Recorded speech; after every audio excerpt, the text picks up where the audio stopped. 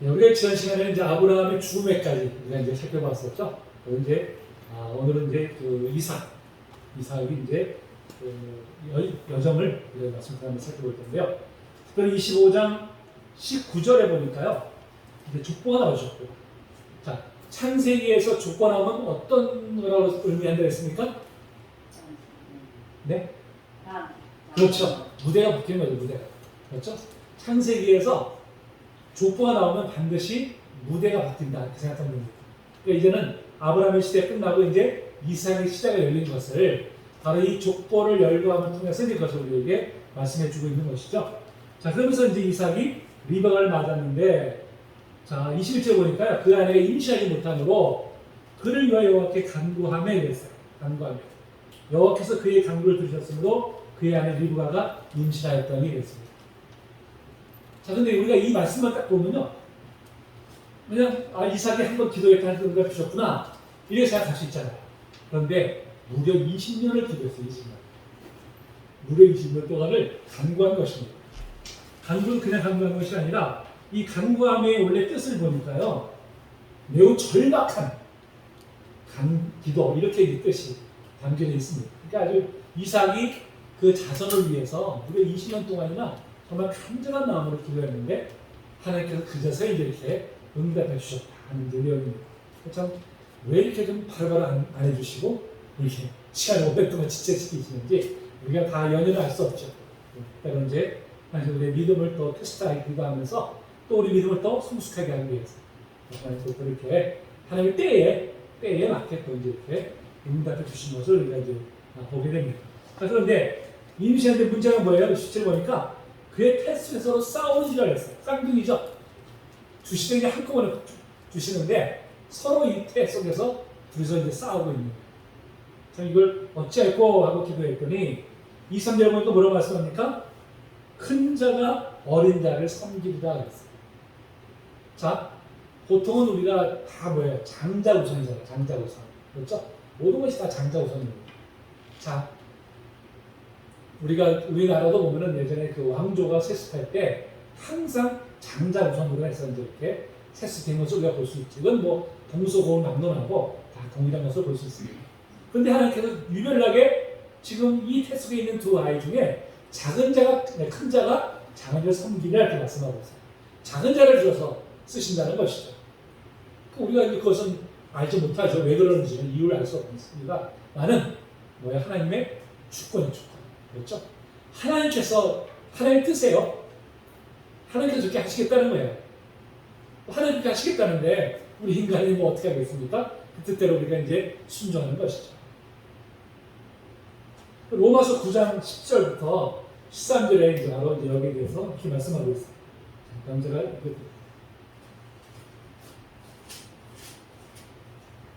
로마서 9장 10절 10절을 쓴데 보니까 그 자식들이 아직 나지도 아니하고 무슨 선이나 악을 행하지 아니할 때에 택하심을 따라 되는 하나님의 뜻이 행위로 말미암지 않고 오직 부르시는 이로 말미암아 서게 하려 하사 리브가에게 이르시되 큰 자가 어린 자를 섬기리라 하셨나니 기록된 바 내가 야곱은 사랑하고 에서는 미워하였다 하신 것 같습니다. 하나님께서 야곱을 선택하셔서 하나님의 나라 이루어가신다는 거예요. 그 뜻은 우리가 알 수 없지만 하나님의 뜻이라는 것이죠. 하나님의 절대적인 주권입니다. 우리는 하나님의 백성된 우리들은 어떻게 해요? 주권에 순종하는 것이죠. 뜻을 우리가 일일이 다 알 수는 없지만 결국은 하나님의 뜻 가운데 그런 것이 이루어지고 있는 것을 우리가 이제 이 말씀을 통해서 다시 한번 우리가 보게 됩니다. 자, 그래서 이제 보니까 먼저 나온 자가 불꽃 터진 소 같아서 이름을 에서라 했다.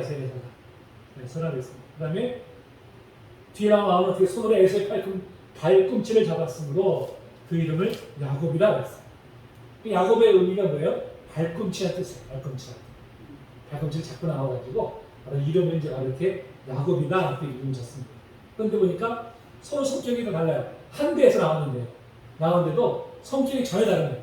에서는 아주 그냥 용맹한 털도 많고 아주 사내다 사내장 같은 그런 모습이었어요. 그러니까 사냥을 좋아해요. 사냥꾼이에요. 그 다음에 야곱은 어떻게 했어요? 조용한 사람이에요. 근데 여기서 조용하다는 것이 원래 원문의 뜻을 보니까 흠이 없는 완전한 이런 뜻도 담고 있어요. 그러니까 이제 이렇게 좀 나름대로 나름대로 좀 이렇게 한번 온전을 추구하는 이제 그런 생각했던 것 같아요. 그러니까 이제 장막에 거주하니 그랬어요. 장막에 거주. 활동적이지 않고 주로 이제 장막 안에서 이제 뭐 했겠어요? 부모한테 하나님의 어떤 분이신지 배웠겠죠. 그러니까 신앙 교육을 제대로 받은 것이죠. 에서는 이제 밖으로 도는 그런 모습이었는데 이제 야곱은 어릴 때부터 이제 장막 안에 거하면서 하나님의 말씀을 배우고 양육받았다. 그런 모습인 것을 보게 됩니다. 자, 그런데 어떻게 이제 잘 알다시피 야곱이 죽었었는데 에서가 들어와서 시작하니까 야, 좀 나 좀 달라. 야곱이 뭐라고 그래요? 장자의 명분을 내게 팔아 그랬어요. 장자의 명분이 뭐예요? 그 당시에 장자는요 상속권이 2배였었어요. 다른 형제에 비해서. 사실 우리나라도 수십 년 전까지만 해도 민법에 보면 이 장자 우선이었었어요. 장자가 제일 상속권이 많았었습니다. 그리고 이제 다른 형제들이 그 다음 순위 했었는데 그것이 이제 다 평등하게 바뀐 것은 불과 얼마 안 돼요. 우리나라. 그러니까 장자는 그만큼 무대를 받았던 것이죠. 무대. 그러니까 장기 상속권은 뭐예요?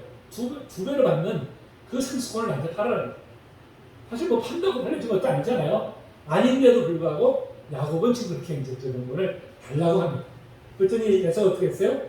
내가 축제했는데 이 장자의 명분이 뭐 상관 있어? 주는구만. 아주 가볍게 여겼던 것이죠.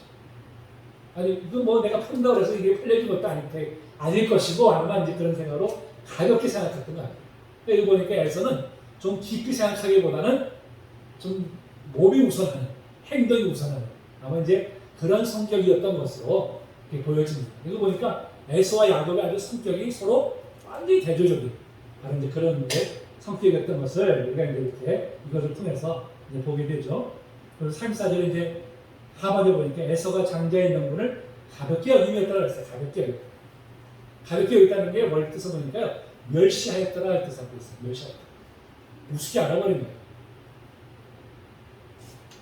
사실 하나님께서는 바로 이 이삭의 씨를 통해서 어떻게 한차 메시아를 이 땅에 보내주시고 오히려 구원할 그런 계획을 하셨잖아요. 에서가 만약에 그 장자의 명분을 정말 그 뜻을 제대로 알았다고 한다면 이런 허망해지지 않았을 텐데 그걸 가볍게 여겼기 때문에 쉽게 그걸 야곱에게 넘겨버리면 이제 이런 일을 이제 행하게 됩니다. 자, 그러면서 26장에 옵니다. 26장에 보니까 이제 그 땅에 흉년이 들었더니 그랬어요. 흉년이 들었더니 자 이삭이 이제 여기서 헤브론에서 흉년이 들으니까 그날 쪽으로 합니다. 그날 쪽으로 이제 가죠. 거기서 이제 블레셋 왕 아비멜렉이 일었다 그랬어요. 이 아비멜렉이라는 이 것이 아마 블레셋 왕을 칭하는 왕의 명칭이었던 것 같아요. 그러니까 이제 애굽의 왕을 바로라고 하잖아요. 바로가 특정한 사람 같은 게 아니라 애굽 왕을 바로라고 표현하거든요. 그처럼 뭐 블레셋의 이 왕들을 아비멜렉이다. 그렇게 이제 칭했던 것으로 그렇게 이제 보여집니다. 그래서 하나님께서 뭐라고 말씀하세요? 애굽으로 내려가지 말아라 그랬어요. 아브라함은 어떻게 했습니까? 가문이 주니까 얼른 애굽으로 내려가 버렸잖아요.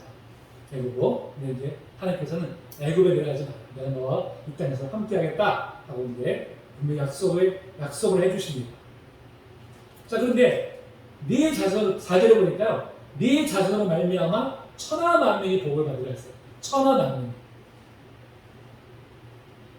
어떻게? 이삭의 후손으로 메시아를 보내주신다는 것이죠. 이 후손을 위해서 천하 만민이 복을 받는 길은 오직 하나잖아요. 그렇죠? 그 후손으로 오신 메시아를 통해서 온 인류가 구원받는 길. 이것이 바로 이제 그 천하 만민이 복을 받는 길이죠. 바로 이제 그것을 약속해 주신 것입니다. 그러면서 이는 그래서 5절에 보니까 아브라함이 내 말을 순종하고 내 명령과 내 계명과 내 율례와 내 법도를 지켰습니다. 아브라함이 하나님의 말씀에 철저하게 순종한 결과로 바로 그 자손이 이제 복을 받는 그런 이제 은혜를 이룬 것이죠. 여러분, 하나님 앞에서는 순종이 가장 복된 일입니다. 그렇죠? 하나님 말씀에 순종하는데요. 하나님께서 우리만이 아니라 우리 자손들에게 하나님께서 복을 내려주십니다. 자, 근데 6절부터 이하에 보니까 또 부전자전의 모습이 나타나죠. 어떤 모습입니까? 이삭이 자기 아내가 이쁘니까 또 빼앗길까봐, 자기 죽일까봐 뒤에 나면 어떻게 했어요? 자기 누이라고 이제 속이는 일을 합니다. 속이는 일. 똑같죠? 아버지가 이제 보고 배운 거죠.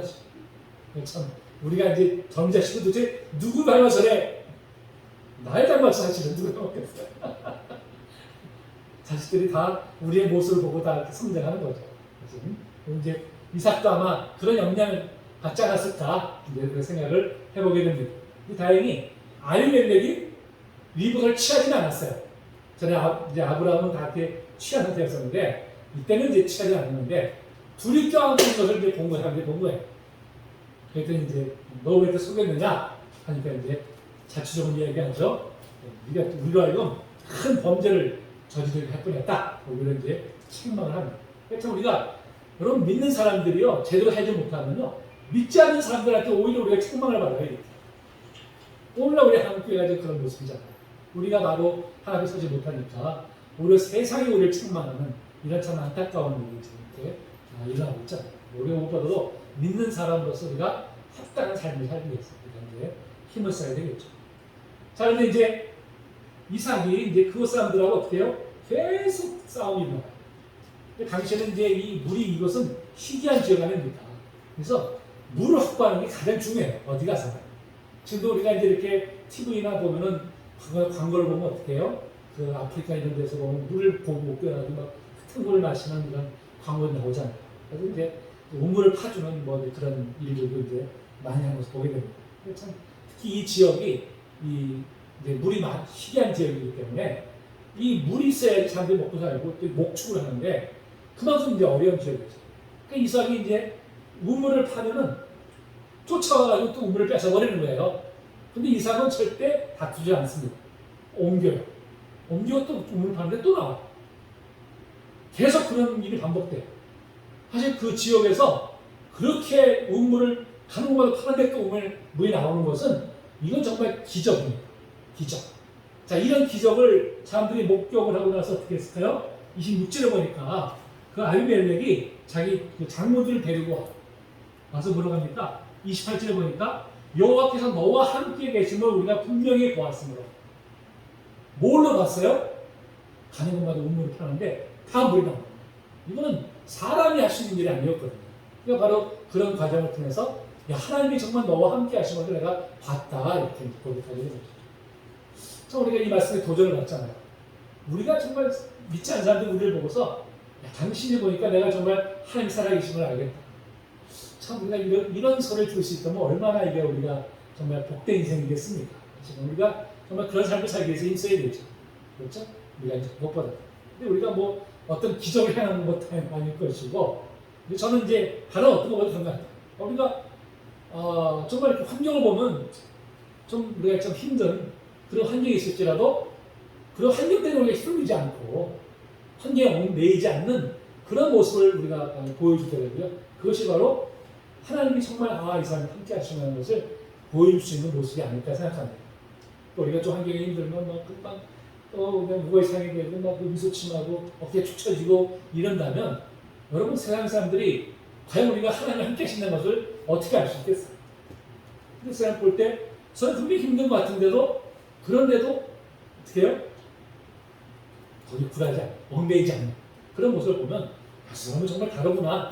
이걸 좀 우리가 보여주지 않겠습니까?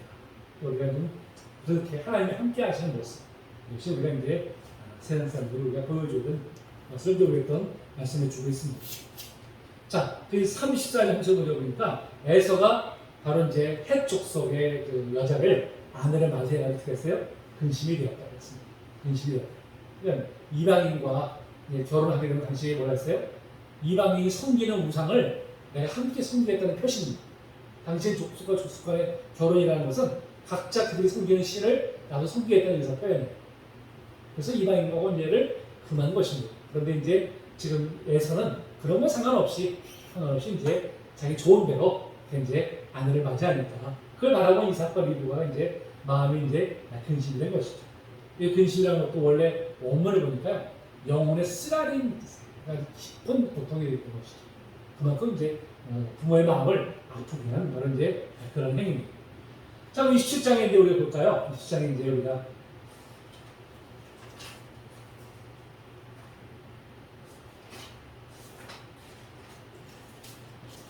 자, 우리가 이제 유명한 사건이죠. 이삭이 이제 자기가 이제 곧 얼마 있으면은 생을 마감할 것 같은 그런 이제 예감이 들어가지고 이제 에서를 축복하기 위해서 얘기하죠. 가서 이제 사냥을 해서 그 요리를 해서 한테 이제 그 가지고 오면은 내가 너를 축복하마. 이제 에서가 이제 그 말을 듣고 가서 이제 가서 사냥하러 이제 나갑니다. 자, 그런데 6절에 보니까 리브가가 그 얘기 들었어요. 그래서 어떻게 했어요? 야곱을 불렀어요. 야곱을 불러가지고 야곱에게 직접 이야기를 합니다. 보세요. 에서나 야곱이나 둘 다 리브가가 낳은 아들이에요.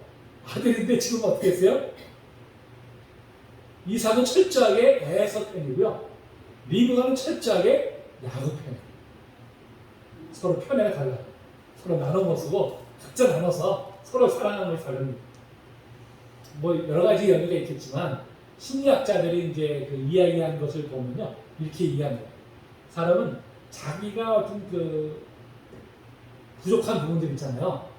부족한 부분을 갖고 있는 사람에 대해서 어떤 이제 동경하는 마음이 있고요. 이제 그 사람을 가까이 함을 통해서 내가 채용을 만드는 느낌을 갖는답니다. 그러면서 이삭은 어떤 사람이었어? 원래 조용한 사람이잖아요. 그렇죠? 조용한 사람이었는데 에서는 반면에 아주 활동적인 모습입니다. 그러니까 아마 이삭이 그것 때문에 에서를 더 아마 사랑하고 가까이 했지 않았을까. 그 다음에 이제 리브가는 어떤 사람이었어? 반대로 굉장히 또 활동적인 사람이었잖아요. 적극적인 사람이고 그러니까 또 반대편으로 야곱이 또 조용하니까 야곱을 더 사랑했다. 아마 이제 그래서 서로 이렇게 아마 이제 나누지 않았나. 심리학자들은 그렇게 보는 이제 견해도 있습니다. 그건 뭐 우리가 이제 그 참조적으로 그냥 말씀을 드리는 거고요. 어쨌든 간에 누구를 편애할 때 어떻게 가정이 온전한 가정이 아니죠.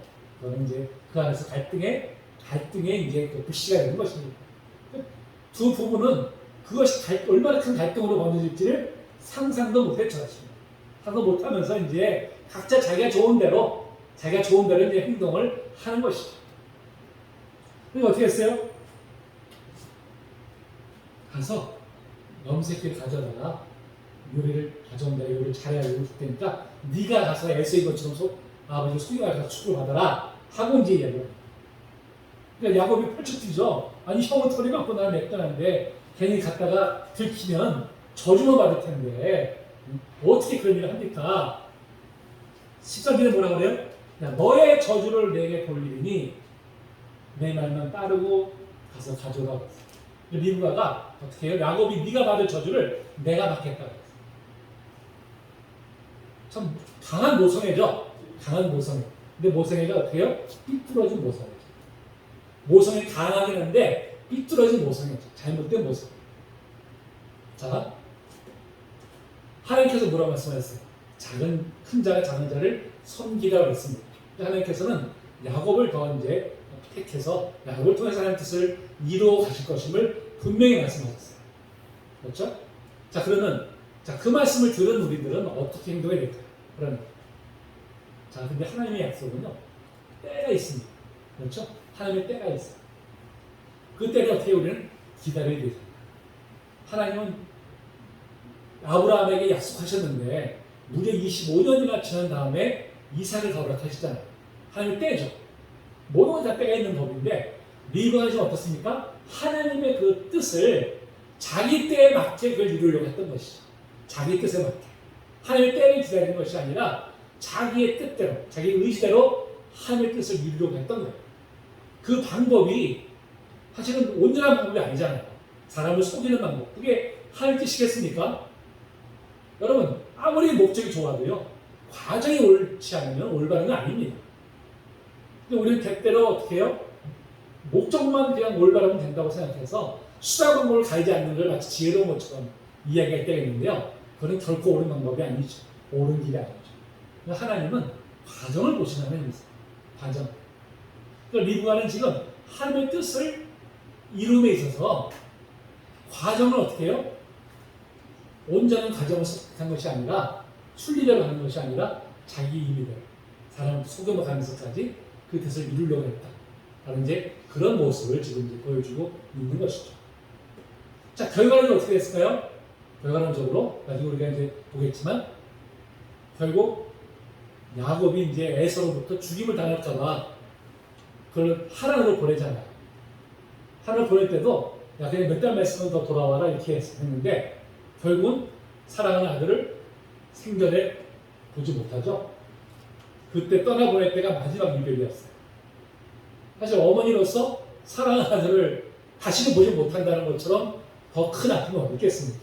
큰 고통이 어디 있겠어요? 자기 아들 잘 되자고 자기 사랑하는 아들 잘 되자고 했던 일인데 오히려 사랑하는 아들을 보지 못하는 바로 이제 그런 결과를 이제 초래하게 된 것이죠. 그러니까 우리가 무엇보다도 목적도 중요하지만요. 거기 이르는 과정도 중요한 것입니다. 그렇죠? 과정. 우리가 모두 하나님의 뜻대로 하나님의 때에 따라서 하나님의 방법으로 나가야지 인간의 방법으로 인간 때를 가지고 행하려고 하는 것은 결국은 그로 인해서 올바른 결과가 나오지 않는다는 것을 우리가 이제 분명히 보게 됩니다. 하여튼 야곱이 어떻게 해서 이삭을 속여요. 그래가지고 에서가 받은 축복을 다 받아버립니다. 그렇죠? 다 야곱이 이제 받고 나와요.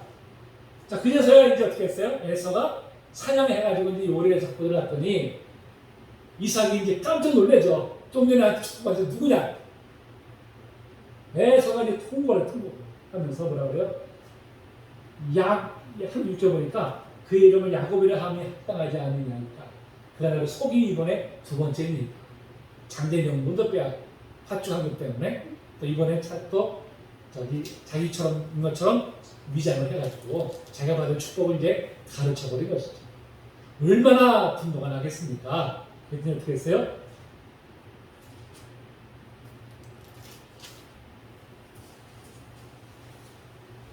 아버지가 이제 돌아가실 때 얼마 안 남았으니까 돌아가시면 하면 내가 이제 동생을 내가 죽이겠다 하고 이제 벼르는 그런 지경에까지 이르게 된 것이죠.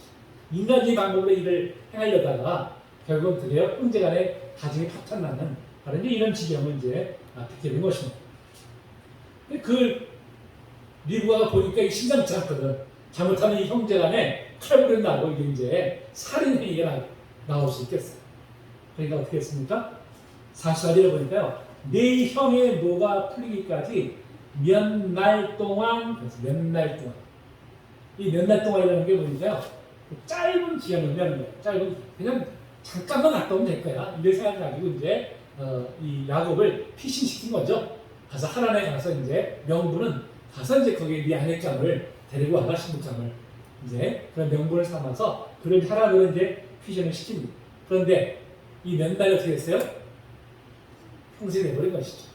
무리의 야곱이 20년 후에나 돌아오게 되고 그 전에 이제 리브가는 생을 마감하게 되죠. 사랑 아들 다시는 이제 보지 못하는 그런 참 이제 안타까운 이제 결과가 이제 빚어지게 됩니다. 우리가 참 하나님의 일을 한다고 하면서 때때로요. 하나님의 일을 내 방법대로, 내 뜻대로, 내 시간표를 가지고 행하려고 할 때가 있다는 거예요. 우리가 얼마든지 사실 그럴 수가 있습니다. 분명히 하나님의 뜻이라고 하는데 하나님의 일을 한다고 하는데 하는 진행 과정을 보면은 철저히 인간적인 방법으로 이제 행하는 그런 경우도 사실 있어요. 있기 때문에 우리가 정말 조심해야 될 부분들이 바로 이제 이런 부분들이죠. 우리는 좀 인내할 줄 알아야 되죠. 하나님의 때가 임하죠. 우리가 이제 인내하면서 했을 때 하나님께서 다 때에 합당하게 일을 이제 행하여 주시니 우리 걸 분명히 믿습니다. 자, 이제 이삭이 이제 야곱을 불러주고 이제 그에게 하란으로 가도록 그렇게 이제 명령을 하죠. 명령을 하니까 이제 야곱이 이제 드디어 브엘세바에서 떠나서 이제 하란으로 가게 됩니다.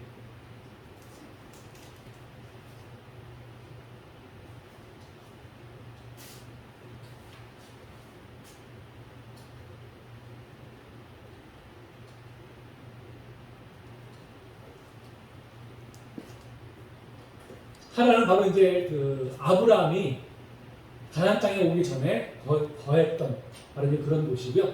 자기 친척들이 있는 곳이잖아요. 그런 이제 그곳으로 잠시 이제 외손촌이 있는 곳으로 바로 이제 피시를 하게 됩니다. 자, 28장 자 10절부터 보니까요. 하나를 가다가 어떻게 했어요? 거기 잠시 이제 유숙을 하게 되죠. 유숙을 하는데 자, 한 돌을 가져다가 베개를 담고 거기 누워졌더니 그랬어요.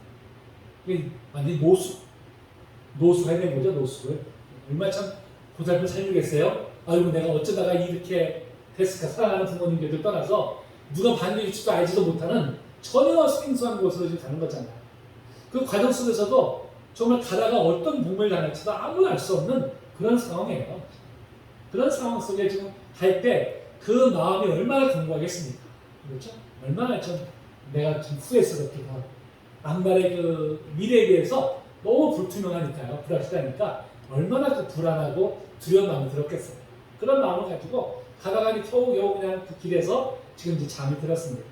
그랬더니 12절에 보니까 꿈에 본즉 사닥다리가 땅 위에 서 있는데 그 꼭대기 하늘에 닿았고 본즉 하나님의 사자들이 그 위에서 오르락내리락 하고 있어요. 이게 뭐예요 지금?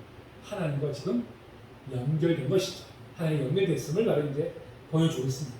왜 사닥다리가 뭘까요? 지금 우리가 생각하는 그 사닥다리 타고 하나 올라갔을까요? 그 하나님 것이고요. 이제 당시에 이제 이 유브라테스 강 이쪽 인근에 보면은 그 지구라트라는 곳이 지구라트. 지난번에 바벨 탑을 쌓을 때도 이제 그 설명을 드렸었어요. 지구라트라 해가지고 나름대로 그때 이제 계단식으로 돼서 신전이 있어요. 신전. 그래서 이제 그 꼭대기 이 계단을 쌓아서 올라가서 맨 꼭대기에는 신한테 제사를 드리는 제단이 있습니다. 그게 바로 이제 지구라트라는 곳이에요. 지구라트. 바벨탑이 아마 그런 지구라트의 일종이 아니었을까 이렇게 추측을 합니다. 지금 여기서 보는 사닥다리가 땅에 서 있다는 것도 바로 아마 그 지구라트를 본 것이 아닐까 그런 이제 추측을 해보게 돼요. 추측. 어쨌든 간에 자 땅과 하늘은 단절되어 있잖아요. 단절되어 있는데 연결 통로가 생긴 것이죠. 그를 통해서 이제는 하나님과 연결되었다 하는 것을 이제 바로 이것을 보여주고 있죠. 그러면서 하나님께서 말씀하시죠. 자, 나는 여호와니 너의 조부 아브라함의 하나님, 이삭의 하나님. 자, 아브라함 하나님, 이삭의 하나님이라는 것은 무슨 뜻일까요? 예수님은 이 말씀을 가리켜서 바로 하나님 우리의 부활을 이제 바로 이것을 통해서 이제 유추해내셨죠. 근데 이제 여기서의 원래 뜻은 뭐예요? 언약의 하나님이시죠. 언약의 하나님. 하나님은 아브라함과도 언약을 맺으셨고요. 이삭과도 언약을 맺으셨잖아요. 네 자손을 축복해서 천한 만민의 복을 받게 하겠다 하는 것을 이제 약속하신 바로 그 언약의 하나님이심을 지금 상기시키고 있습니다. 그러니까 야곱은 제가 너와 함께함으로 내가 이 언약을 내가 반드시 성취할 것이다 하는 것을 이제 말씀해 주고 있는 것이죠. 바로 그 14절에서 이제 그것을 이제 말씀해 주고 있습니다. 자, 그리고 15에 보니까 내가 너와 함께 있어. 네가 어디로 가든지 너를 이끌고 이 땅에 다시 돌아갈 할 것이다. 하나님 엄청 그러니까 지금 야곱이 이 홀로 하나님을 떠나면서 정말 곤고하고 두렵고 불안한 그 심령이 하나님께서 그를 붙들어 주시기 위해서 강하게 세워주시기 위해서 친히 이렇게 꿈에 이제 나타나셔서 이 약속의 말씀을 주신 것이죠. 야곱이 이 말씀을 들었을 때 얼마나 용기가 났겠습니까? 얼마나 힘이 났겠어요. 하나님 나와 함께 하시고 그래서 이제 반드시 넣을 것이다. 그래서 이제 그 굳은 신용을 갖게 된 것이죠. 자, 그러면서 17절에 보니까요. 이곳이 다름아닌 하나님의 집이요. 이는 하늘의 문이로다 그랬어요. 그래서 이거를 가르쳐서 뭐라 했어요? 지명을 뭐라 그랬어요? 지명을 벳엘. 벳엘. 벳이라는 것이 뭐냐면 히브리어로 집이라는 뜻이에요. 엘이 뭐예요? 하나님의 뜻입니다. 그러니까 벳엘이 바로 하나님의 집. 이런 뜻을 갖고 있어요. 그러니까 지금 바로 이곳이 하나님이 계신 곳이구나. 하나님의 집이구나. 바로 이제 이런 뜻으로 바로 이름을 이제 이렇게 붙인 것이죠. 그러면서 이제 하나님께 서원하잖아요. 서원을 하나님 나와 함께 계셔서 나를 지켜주시고 나를 돌아오시게 하시면 돌아오게 하시면 하나님 나를 이렇게 해주시면 자 21절 하반절에 첫째는 여호와께 나의 하나님이 계실 것이다. 하나님만 섬기겠습니다. 두 번째 뭐예요? 이 곳이 하나님의 집이 될 것이다. 하나님을 섬기는 재단을 쌓겠습니다. 세 번째 뭡니까? 하나님 내게 주신 모든 것에서 10분의 1을 내가 반드시 하나님께 드리겠나이다. 그래서 드리겠나이다라고 해서 지금까지 한 번도 안 되었던 뜻이 아니라요. 계속해서 이 11조를 하나님께 드리겠습니다. 이게 뭐예요? 내 소유권. 11조는 뭐예요? 내 소유권이 하나님 앞에 있습니다. 하는 신앙 고백이잖아요. 그렇죠? 자기의 주어진 모든 것들이 다 하나님 것입니다. 그런 자세를 가지고 이제 살아가겠습니다. 하는 그런 신앙 고백이죠. 하나님께서를 지켜주셔서 돌아오게 하시면 하나님만을 섬기겠습니다.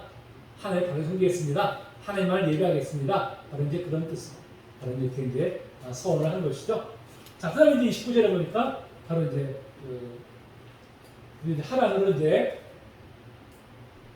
하란에 이제 도착하게 되죠. 그곳에 가서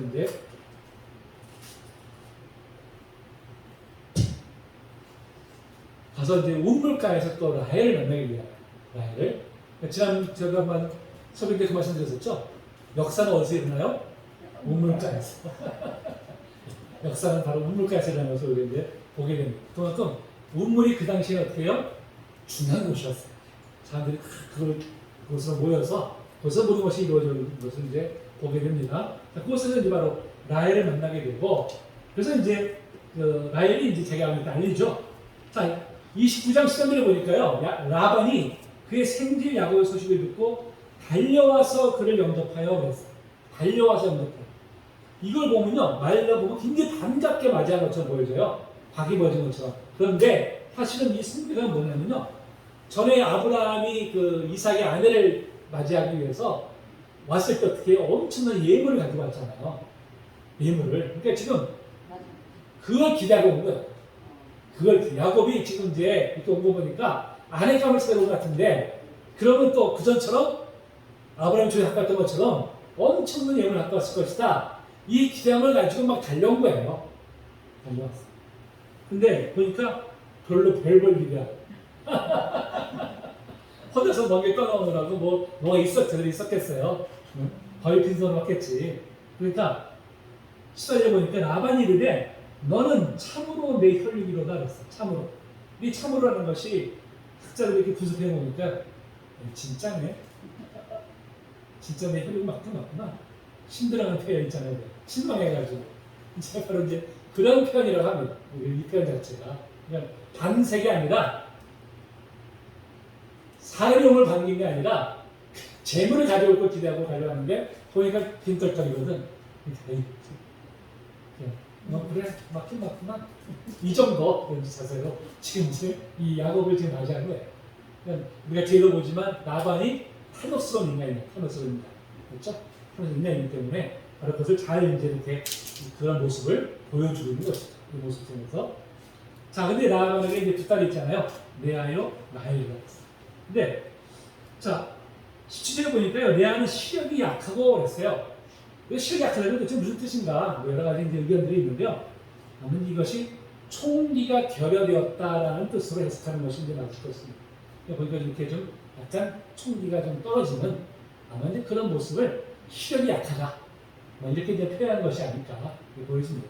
반면에 라헬은 곱고 아랫다우니, 그래서 야곱이 라헬을 더 사랑했어요. 그러니까 외전촌한테 뭐라고 그래요? 내가 이 라헬을 얻기 위해서 외전촌을 7년을 섬기겠습니다. 7년 동안을 무보수로 일하겠다는 것은 뭐 엄청난 노동을 제공한 거죠. 그러니까 얘가 가지고 있는 게 없으니까 자기 노동력을 제공해서 이제 그 신부값을 그걸로 지불하겠다는 뜻이죠. 그걸로 지불하겠다는 뜻. 오늘날 말하면 어떻게 될까요? 하루 일당 10만 원 쳐도 7년이면 얼마예요? 2억이에요. 2억. 신부값이 오늘날 화폐를 따져도 한 2억이 넘은 아마 그런 돈이었을 것입니다. 근데 어떻게 했어요? 20절 보니까요, 그를 사랑한 까닭에 7년을 며칠같이 여겼다. 참 사람이 마음에 따라서 달라지는 거예요. 그렇죠? 마음에 따라서.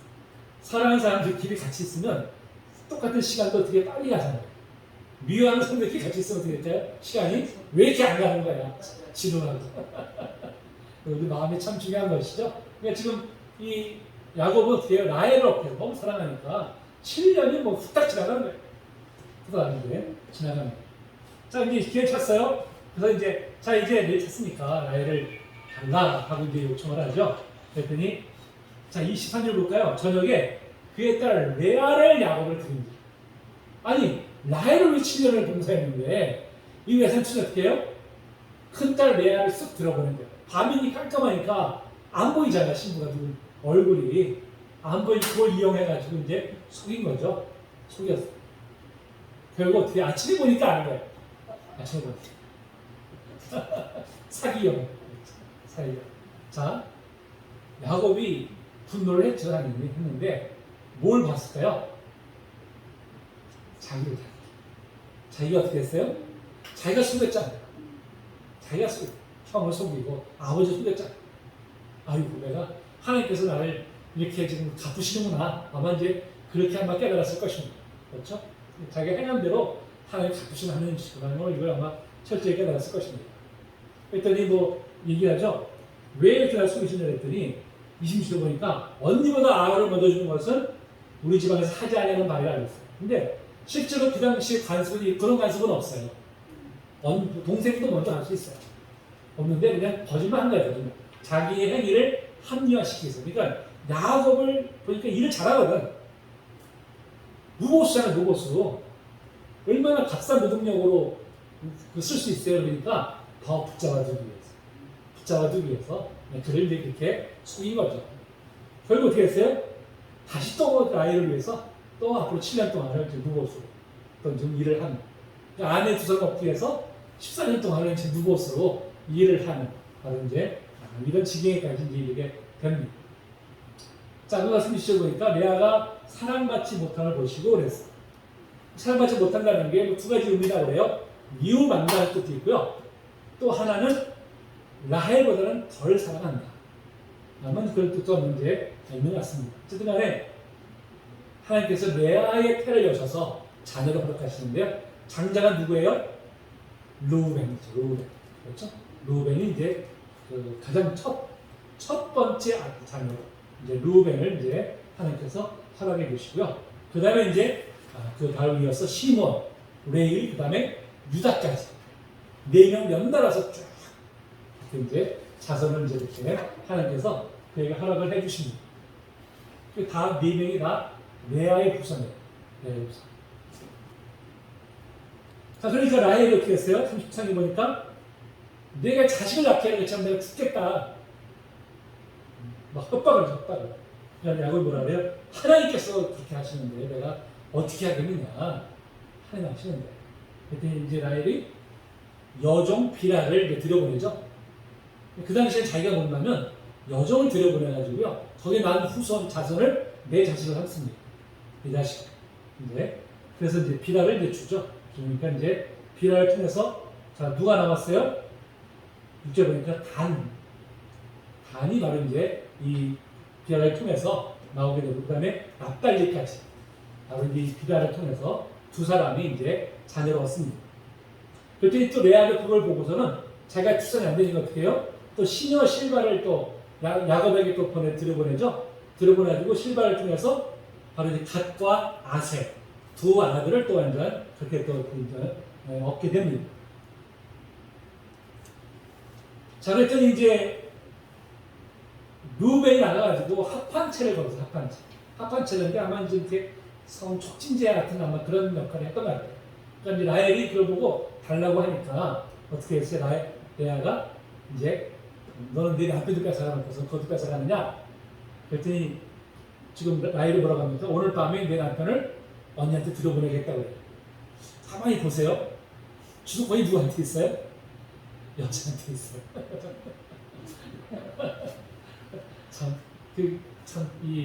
우리 옛말에 그런 말 했잖아요. 왜 그 처가살이 뭐라 그랬죠? 3년이면 뭐라 그러죠? 하여튼 처가살이 하면 안 된다 하는 그런 들어 나온 말도 있잖아요. 그러니까 지금 처가살이 하니까 힘을 못 쓰는 힘을 주도권이 철저하게 이제 아내한테 가 있는 것을 이제 보게 되죠. 참 아내가 4명이나 있는데 어떨까요? 집에 갔다 오면 서로 그냥 자기 이렇게 들어오라고 하니까 참 이렇습니다. 저희부터는 아마 이제 그런 처지였을 것 같아요. 주도권도 없이 참 그런 아마 안타까운 아마 그런 삶이었을 것입니다. 어쨌든 이제 그렇게 들어가니까 거기서 또 하나님께서도 이사가를 주시고요. 또 스불론까지 또 이렇게 이제 주십니다. 그리고 이제 또 주신 것이 바로 디나예요. 그러니까 유일하게 딸 하나를 주신 것이 바로 이제 디나라고 하는 바로 이제 그런 딸이죠. 그래서 이제 이 디나가 보니까 바로 저기예요. 그러니까 이제 레아의 이제 딸이죠. 레아를 통해서 이제 얻은 딸이었고요. 나중에 이 디나가 그 지역 사람들한테 강간을 당하잖아요. 그때 복수한 것이 시몬과 레위입니다. 그러니까 바로 친오빠들이기 때문에 그 오빠들이 나서서 이제 복수하는 그런 내용들을 우리가 이제 보게 되죠. 자, 그 다음에 이제 게데스의 라헬이 이제 하나님께서 간구를 해서 얻게 된 아들이 바로 요셉입니다. 요셉이 이제 그렇게 해서 바로 이제 라헬의 첫 자손. 그래서 이 하란에 있을 때 야곱이 11아들과 한 딸을 얻게 되죠. 한 딸. 근데 원래 12형제잖아요. 마지막이 누구예요? 베냐민. 그 베냐민은 돌아와서 가나안 땅으로 돌아와서 그래서 이제 자식을 낳게 되죠. 그러니까 이제 하란에서 얻은 자식들은 바로 이제 11아들과 한 딸. 이거 이제 이렇게 있는 것을 우리가 이제 보게 됩니다. 자, 그랬더니 이제 이 야곱이 이제 고향으로 돌아가야 되는 거예요. 고향으로. 자, 이제 돌아가야 되겠어. 지금까지는 완전히 무보수로 일을 했잖아요. 무보수. 나도 이제 내 이자를 이뤄야 되니까 삼촌한테 이제 조건을 겁니다. 그러면서 이제 앞으로 그 품삯을 이렇게 이제 드십시오 하고 이제 이야기를 하죠. 그런 부분들이 이제 27절부터 쭉 뒤에 그 내용들이 바로 이제 전개되는 것을 보게 됩니다. 그러면서 이제 보니까 얼룩물이 있는 것, 점이 있는 것, 뭐 그런 것들, 이제 이런 것들을 이제 있으면 그걸 나한테 주십시오 하고 이제 그렇게 조건을 걸죠. 그랬더니 하나는 어떻게 해요? 얼른 그 양떼 중에서 점이 있는 거, 아령진 것들은 어떻게 해요? 물 있는 것들은 다 그걸 분리해가지고 아예 멀리 그냥 다 보내버립니다. 떼버려요. 그러니까 야곱한테 일체 안 주겠다는 거예요. 그렇게 부려먹었으면서도 절대 뭐 소유물을 이제 나눌 수 없다는 것이죠. 참 야곱 때문에 자기가 이렇게 엄청난 거부가 되었는데도 불구하고 참 인간의 탐욕이 얼마나 무서운지 모릅니다. 자기 또 친족하잖아요. 족한데도 불구하고 참 이렇게까지 하는 참 그 인간의 참 악한 모습을 보게 됩니다. 자, 그랬더니 37절 보니까 자, 버드나무, 살구나무, 시코나 푸른나무 가져다가 자, 그가 흰 문을 내고 뭐 껍질 묶인 가지를 양떼어서 먹는 개천에 물 위에 세워서 그걸 보고서 물을 먹으면 새끼를 가는데 거기서 전부 다 아름다운 것들이 나옵니다. 재밌는 것들이 나옵니다. 좀 이게 좀 신비스럽죠? 그래서 이게 도대체 어떻게 이런 일이 이루어질까? 있을 수 있을까? 하고 이제 이렇게 나름대로 학자들이 뭐 이제 이것도 이제 연구를 하고 사실 이제 그렇게 했는데요. 뭐 이게 확실하게 뭐 그렇게 나온 건 아니지만은 원래 이 매우 튼튼한 건강한 양분의 염소들이요 잡종이 많답니다. 잡종. 순수한 종보다는 잡종 중에 건강하고 튼튼한 그런 종들이 이제 많이 나온다고 해요. 그들이 이제 서로 교배할 때 이런 열성에, 그러니까 이 색깔 유전 유전자, 변이들이 거기서 이렇게 발생하게 된다고 합니다.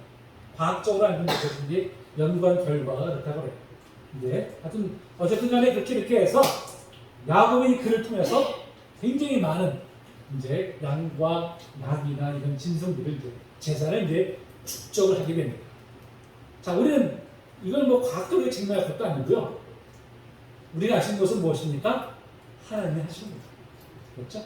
하나님께서 야곱을 복주시기 위해서 하나님께서 이렇게 친히 역사하시는구나 하는 것을 이제 우리 이 사건을 통해서 우리가 이제 알게 됩니다.